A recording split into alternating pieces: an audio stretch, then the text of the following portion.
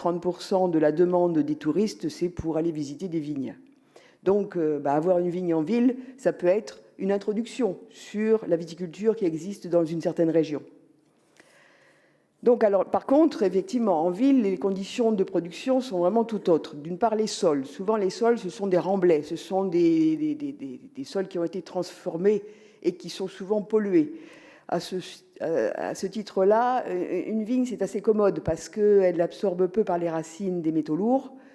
Par ailleurs, si en plus on transforme les raisins en vin, la vinification a ça de magique, c'est que tous les métaux lourds qui peuvent éventuellement avoir été absorbés par les vignes sont dégradés dans les lies. Donc on a, je ne dirais pas que si vous avez en ville des sols pollués, vous avez intérêt à planter des vignes, mais enfin ça ne va pas être loin, quoi, parce que c'est vraiment très intéressant à ce niveau-là. Le climat, les facteurs naturels sont bien sûr modifiés par la présence des bâtiments. On a des microclimats qui sont tamponnés par les bâtiments. La pollution, alors on parle beaucoup de la pollution en ville. Bon, moi je viens de vous parler de la pollution des sols, la pollution de l'air, il y a des microparticules. Effectivement, si la vigne elle n'absorbe pas des polluants par les racines ou très peu, elle peut par contre absorber par les feuilles. Donc, mais le transfert sur le raisin et après la transformation en vin, du raisin en vin, va faire que ces microparticules vont très peu se retrouver. Ensuite, et là c'est ce qui me paraît être le plus important, c'est les acteurs de l'entretien de ces vignobles urbains. Une vigne, c'est quand même une plante pérenne. Quand on plante une vigne, on s'engage en général pour 30, 40 ans. Alors, est-ce qu'il y a suffisamment de personnes dans les villes, soit dans les collectivités locales et dans les associations, ou éventuellement même les privés, qui vont pouvoir s'engager sur une durée aussi importante? Ça, c'est la question. L'apport technique est quand même assez fondamental. C'est pas parce que c'est une petite vigne en ville que c'est pour faire joli, que c'est pour amuser les touristes ou les citadins, qu'il faut qu'il y ait de l'à peu près technique. S'il faut qu'il y ait pour une reconnaissance vraiment du public de ces vignes urbaines, il faut qu'elles soient impeccables en matière de travail visuel sur le feuillage et les raisins, et qualitatif en matière de réalisation du vin. Donc, il faut que chaque entité, collectivité, association, privée, se dote d'outils, de stratégies techniques, d'itinéraires techniques particuliers, innovants, et d'outils particuliers et professionnels en cave, qui permet d'aboutir à un résultat qui va permettre une reconnaissance du public. Ensuite, il y a effectivement peut-être quelques bioagresseurs différents, quoique les maladies fongiques, elles ne sont pas franchement différentes. On va retrouver du mildiou, on va retrouver de l'oïdium, même quelquefois, parfois plus virulent en ce qui concerne l'oïdium que dans les vignobles de campagne. Mais on va surtout avoir une population de ravageurs qui va être un peu spécifique. On a beaucoup d'oiseaux dans les villes, beaucoup plus que dans les campagnes. On a aussi la présence d'insectes qui sont assez particuliers. Donc, il faut utiliser obligatoirement des protections, des filets, par exemple, de protection physique contre les oiseaux et contre les insectes. Je vais mentionner aussi les piétons, qui sont quand même un certain type de ravageurs importants, puisque là, souvent, on se rend compte qu'il y a des captures de raisins avant qu'ils puissent être convenablement utilisés et vendangés. Mais ça, c'est dans les campagnes, on a des sangliers, en ville, il y a des piétons. Enfin, les situations administratives, ça c'est assez important parce que en France, on a une réglementation, une législation sur la vigne, le vin, qui est très spécifique, qui est très dure, qui est très rigide. Donc, pour planter une vigne, il faut d'abord que le secteur, la parcelle existe en termes viticoles. Il faut ensuite avoir une reconnaissance en tant qu'exploitant. Ensuite, avoir un droit de plantation. Donc, tout ça, ça fait des contraintes. Ça a souvent été des freins pour les installations de certains vignobles dans des villes en France. Parce que, c'est le cas de Clermont-Ferrand, par exemple, ils sont bataillés pour avoir des droits de plantation. Donc, ça, c'est un cas qui peut-être est à l'origine du frein de la viticulture urbaine en France. ce qui n'est pas le cas dans d'autres pays européens ou mondiaux où on plante des vignes comme on plante autre chose. En France, on a non seulement la situation administrative de la reconnaissance d'une parcelle et du droit de plantation, mais il y a également aussi le régime des appellations d'origine qui fait que les choses ne sont pas simples. Et ensuite, la disponibilité du foncier. Bon, ça, évidemment, c'est toujours quelquefois beaucoup plus simple de planter un bâtiment plutôt qu'une vigne.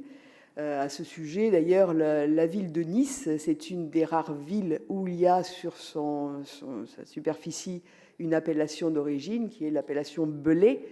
Eh bien, cette appellation, au fur et à mesure des années, diminue en quantité. Et je pense qu'elle va être vouée à la disparition, parce qu'elle est grignotée par le foncier, par les bâtiments de façon importante. Imaginez le prix d'un terrain à bâtir à Nice par rapport au prix de la surface d'un hectare de vigne. Bon, tous ces points-là, c'est un peu pour recadrer un peu le sujet. Et puis, on va vous les illustrer avec les diapositives qui vont passer. Et vous allez voir un certain nombre de cas qui ont été utilisés et que vous allez retrouver. Donc, pour Angers, c'est une association qui s'appelle Vignes en Ville Angers. La surface est de 1,5 hectare et de planté en chenin. Et la motivation majeure a été de reconstituer le lien entre agriculture, viticulture et la société au travers d'événements et de projets pédagogiques, de production de vin à haute valeur gastronomique et la mise en valeur du patrimoine local. Alors, les adhérents participent à la conduite de la vigne. Ce sont des bénévoles. Donc, ils participent à tous sauf au traitement phytosanitaire, puisque ces applications de produits nécessitent le certificat et qu'un bénévole ne peut pas avoir ça décemment. Donc, les bénévoles participent essentiellement au désherbage. Alors ça, ils ne se précipitent pas pour venir en général. Par contre, ils sont très, très présents pour aller dans la cave. C'est étonnant d'ailleurs. On préfère aller travailler dans une cave plutôt que de désherber. Donc la production se fait oscille entre 1200 et 3500 bouteilles sur 5 qualités de vin, donc et vendues et donc est valorisée au cours d'événements comme les Journées du patrimoine, l'organisation de concerts et c'est aussi partenaire d'événements culturels avec de nombreux acteurs locaux. Ensuite, Dijon. Alors Dijon, la métropole de Dijon a fait un très très gros travail et ça ne va pas s'arrêter.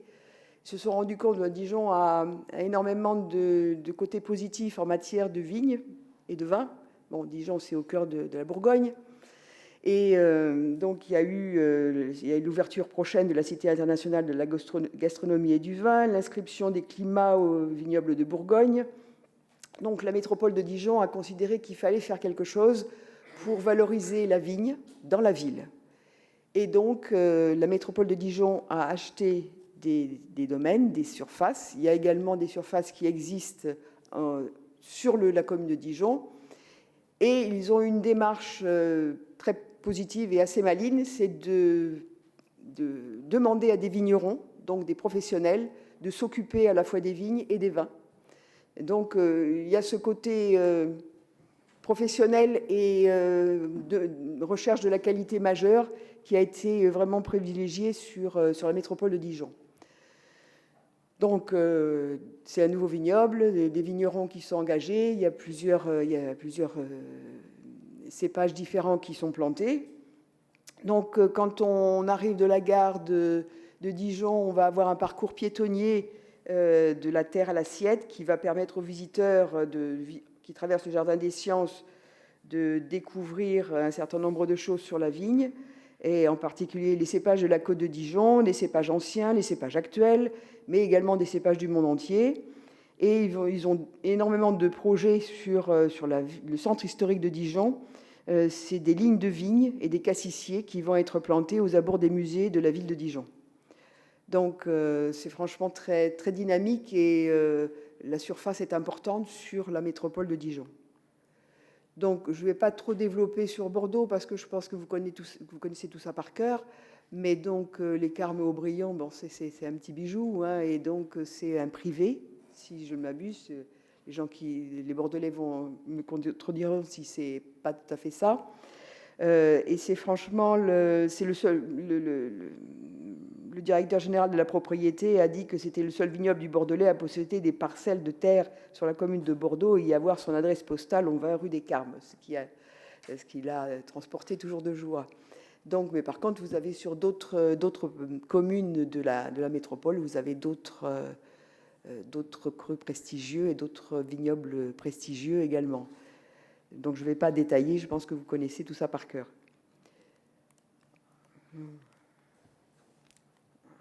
Voilà, bon, Paris, on va parler de Paris parce que là, c'est vraiment très spécifique, puis c'est ce que je connais le mieux, puisque je suis énologue des vignes de Paris et je m'occupe également de vignobles extramuros.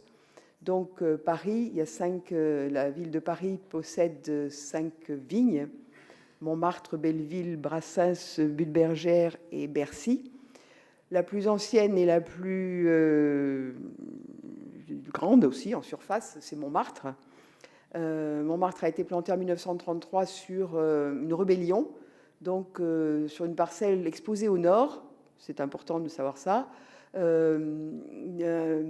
immeuble devait être construit et donc un certain nombre de personnes de la commune de Montmartre se sont rebellées contre cette idée-là et après avoir eu un échec d'un jardin pour des enfants, ont décidé d'installer une vigne en 1933. Donc beaucoup de confréries ont importé des cépages.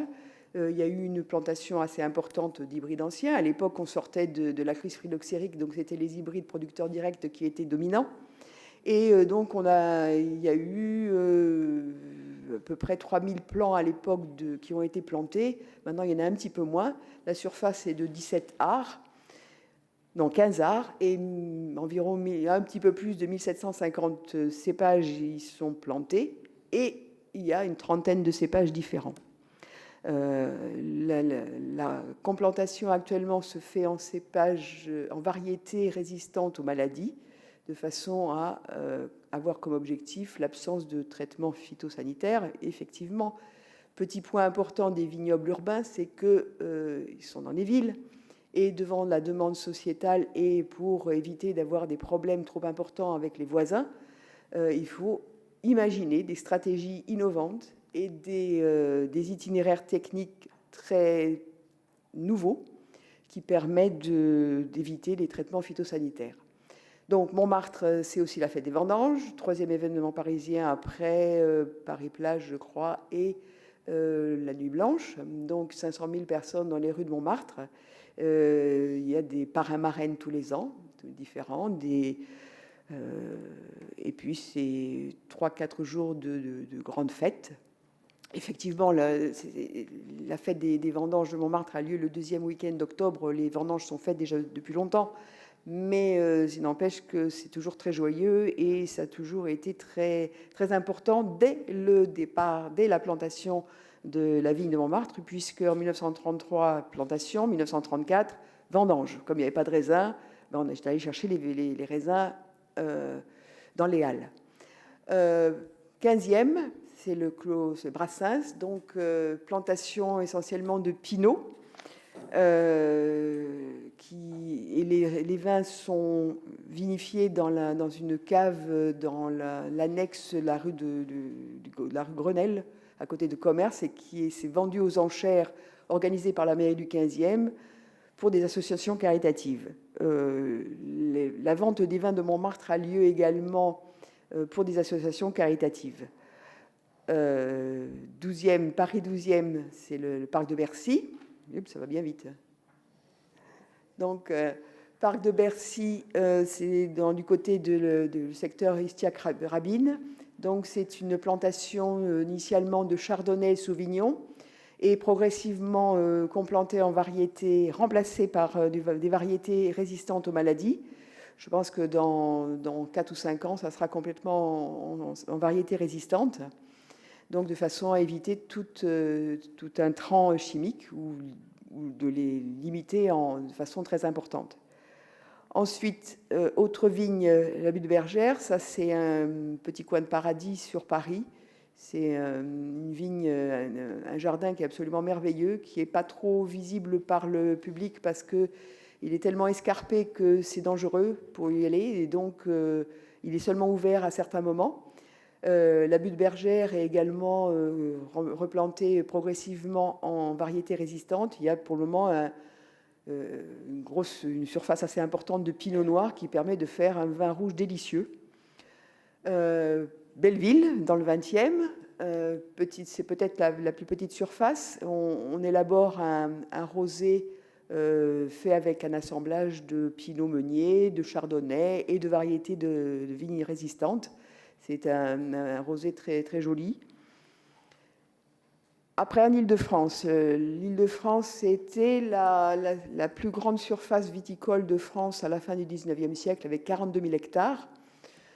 Donc après le phylloxéra, eh bien, ça s'est réduit à peau de chagrin. Et puis les voies de communication aisées de la voie ferrée a permis que, eh bien, on ne replante plus de vignes en Île-de-France, mais qu'on y plante à la place des bâtiments. C'était sans doute beaucoup plus lucratif. Donc il existe une foultitude de petites surfaces en Île-de-France. Je crois que ça correspond à peu près à une quinzaine d'hectares au total, mais répartis en 200 ou 300 endroits différents.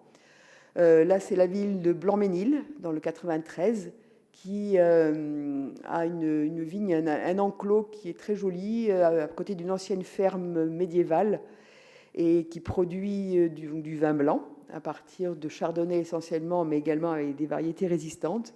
Toutes les collectivités locales sont parties sur cette option-là, puisque ça permet quand même de limiter les problèmes d'intrants chimiques à la demande de la société, parce que les gens ne comprennent plus pourquoi on utilise même du soufre ou du cuivre. Ça devient très, très insupportable. Autre commune, Courbevoie. Courbevoie, c'est près de la Seine. C'est une exposition extraordinaire, avec un ensoleillement toujours très, très joli qui permet d'avoir une maturité complète tous les ans. Là, un assemblage de sémillon, sauvignon, chardonnay, pinot noir et variétés résistantes aussi un petit peu. Les vendanges se font de façon participative, ainsi que celle de Paris. Je ne l'ai pas mentionné, mais c'est important. Les citadins sont très très contents de venir vendanger, et souvent la plupart des gens me disent, parce que je participe à ces vendanges-là, je leur donne des renseignements, ils sont très contents, ils me disent c'est la première fois de ma vie que je viens vendanger, et c'est à Paris. Donc pareil pour Courbevoie, les vendanges participatives sont toujours un moment très important pour les citadins, et également les visites des caves. Ce qui permet de combattre un peu quelques idées reçues aussi, parce que la vigne, c'est un peu ça le problème, c'est qu'elle a accompagné l'être humain depuis tellement longtemps qu'on a emmagasiné tout un tas d'idées reçues, et surtout maintenant beaucoup d'idées reçues, qui fait que ça sclérose un petit peu sa conduite, alors qu'on pourrait en faire absolument tout ce qu'on veut et produire un peu tout ce qu'on veut en dehors de la réglementation des AOC, par exemple, hein, mais ça pourrait être vraiment une option. Suresnes, c'est la plus grande surface de la vigne des villes d'Île-de-France actuelles. Suresnes, c'est aussi, particularité également administrative, c'est également la seule vigne d'Île-de-France pour le moment qui a été légalisée, on va dire par là, ça devient... puisque les autres vignes de Paris et de la petite couronne sont des vignes patrimoniales, donc ils n'ont pas d'existence légale. Donc tout ce qui est vendu, c'est pas vendu. Tout ce qui est vendu, c'est sous forme un peu bizarre. Donc par exemple, les vins de Montmartre sont vendus, puisque l'État récupère la TVA, mais par contre ne donne pas la réalité administrative. Donc c'est un peu curieux. Par contre, Suresnes a toutes les déclarations d'encépagement, déclaration de récolte, déclaration de stock, et la Marianne, le timbre fiscal sur la bouteille. Ce vin-là, on peut le trouver chez les cavistes. Donc en Île-de-France, autres exemples. Clamart, Triel, ça c'était également aussi, souvent ce sont des associations ou des privés qui ont des petites vignes comme ça et qui ou bien récupèrent différents raisins de différentes parcelles, de pergolas privés et rassemblent tous les raisins et donc font après un vin commun. Sur Triel, il y a beaucoup de cépages très anciens, des anciens hybrides producteurs directs, des Bacaux. Bon, ça a un intérêt certain. Hein. Les Bacaux, c'est qu'on n'a pas besoin les hybrides producteurs anciens, on n'a pas besoin de les traiter contre les maladies aussi. Le seul inconvénient, c'est que c'est pas très bon au niveau résultat gustatif, à la différence des variétés résistantes actuelles, issues de la sélection de différents sélectionneurs étrangers ou maintenant de l'INRA, qui a fait un très très gros travail là-dessus. Et ça s'est amené à se développer de façon très importante. On va passer maintenant en Europe, donc Vienne, le vignoble de Grinzing. Alors Vienne, c'est non seulement la capitale de l'Autriche, mais c'est aussi une des régions viticoles productrices d'Autriche, puisque Vienne, le vignoble de Grinzing représente à peu près 600 hectares sur la commune de Vienne. Et produit et entretenu et exploité par environ 250 familles viticoles, vignerons, qui vendent de leur vin dans ce qu'ils appellent les Heurigen. Ce sont comme des petites guinguettes, mais qui sont dans Vienne et qui sont très très demandés par les touristes et par les Autrichiens aussi, qui adorent venir pour passer un moment, passer le week-end, passer une soirée. C'est vraiment un développement et ça fait tout à fait penser aux guinguettes du bord de la Marne qui avait initialement en région parisienne et qui pourrait être éventuellement un modèle aussi pour retrouver une autre vie au vin. Martin Obermann, c'est le président des vignerons de Grinzing et qui organise bien, pour montrer que c'est des vrais gens, quoi. C'est pas des collectives locales virtuelles. C'est vraiment, et puis qui produisent pour pouvoir vendre et qui ont des modèles économiques qui sont tout à fait pareils. Donc voilà, Grinzing et c'est Heurigen. Ensuite, en Italie. L'Italie comprend énormément de vignes urbaines. Donc à Turin, la vigne de la Villa Regina. Turin n'est pas spécialement réputé pour ses vignes, plutôt pour les voitures. La vigne de la Villa Regina et le vigneron Luca Balbiano est le vigneron responsable de la vigne. Il l'entretient et il vinifie un vignoble qui est environ 70 arts, planté en Freisa, qui est un cépage rouge qui est très fruité, très framboise, vif, frais, très très agréable, délicieux. Bon, Turin, c'est assez haut quand même hein, en nord de l'Italie. Donc, c'est pas un vin comme la Toscane, hein, ça n'a rien à voir avec le Chianti, c'est beaucoup plus frais, beaucoup plus vif. Alors, Venise. Venise, c'est un cas particulier. Il existe plusieurs entités à Venise. L'association Laguna nel Bicchiere, ou les Vite Ritrovate, est une association composée de... Une minute, ça va être compliqué. Je vais aller vite donc avec les photos. Donc c'est une association d'enseignants qui a pour objectif de mettre en œuvre les anciens cépages d'Italie comme le Dorona, comme la Glera, et donc fait participer des enfants, fait participer et les raisins sont vendangés sur différentes îles et transporté par Vaporetti et donc vinifié dans cette cave qui est dans un couvent d'anciens franciscains de San Michele. Une autre entité, l'île de Malsorbo, et des bouteilles qui sont faites à Murano avec une étiquette recouverte d'or. Et ça, c'est un privé. Un autre privé, c'est Michel Toulouse, qui était l'ancien associé de Philippe Lescure, Canal+. Il a donc installé une vigne à l'île de la San Erasmo et il a, ce que vous voyez en bas à gauche, c'est des bouteilles qui ont été stockées et élevées dans la lagune. Donc là, vous pouvez les acheter. Je crois qu'elles sont vendues à Paris. Je pense que c'est Plaza, il me semble. Berlin, Prenzlauer, c'est une vigne de Riesling. C'est une association aussi qui fait participer les bénévoles à tous les travaux. C'est une association un petit peu secrète. Pour avoir un vin, c'est un peu compliqué. J'ai essayé Bon, je suis allée faire ces photos à Berlin, mais pour avoir du vin, ça a été compliqué. Ils sont inabordables. C'est seulement à certains VIP qui ont droit à avoir une bouteille. Prague, c'est vraiment l'exemple même d'une vigne touristique pour donner envie aux touristes d'aller visiter les vignes de République tchèque. Lausanne, ça c'est une vigne issue d'un patrimoine privé et qui a été léguée à la ville de Lausanne. New York, enfin, les vignes sur le toit et les bouteilles. Donc, les vignes sont plantées dans des terreaux fabriqués avec du verre pilé, transformé en sable et mélangé à du terreau. Et donc, il y a quelques productions de blanc, rosé. Et Montréal, donc peut-être Monsieur Duchemin pourra peut-être en dire plus. Moi, j'ai pas eu l'occasion de le voir. Je regrette bien. Je ne demande pas mieux d'y aller voir. Ça m'intéresserait bien. Donc, apparemment, là, c'est la propriétaire l'exploitante de ces vignes, donc a suivi l'exemple de New York, je crois. Et donc, c'est également un mélange de terreau et de sable issu de verre pilé.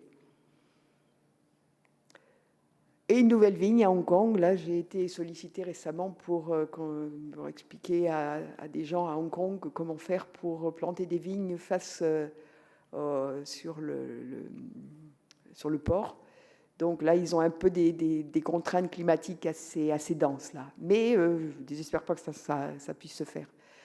Pour terminer, deux petites choses. D'abord, il y a une création d'une association internationale des vignes urbaines qui a vu le jour le 30 mai. Et donc, vous voyez un certain nombre de villes qui existent là. Et c'est une association qui a pour objectif la promotion des vignes urbaines. Et ensuite, au cours de dégustation de vins internationaux, j'ai rencontré un vin autrichien, Urban Days. C'est parce que le propriétaire s'appelle Urban. Et donc un autre, c'est un vin argentin. Mais vous voyez que le marketing des vignes urbaines, c'est déjà une réalité au moins au niveau commercial. Alors pourquoi ça ne serait pas une réalité en matière urbaine réelle de vignes?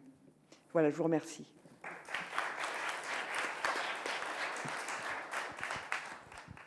Merci Sylviane. Oui, est-ce que vous avez quelques questions ou vous préférez sortir et aller papoter devant la porte? C'est à votre choix.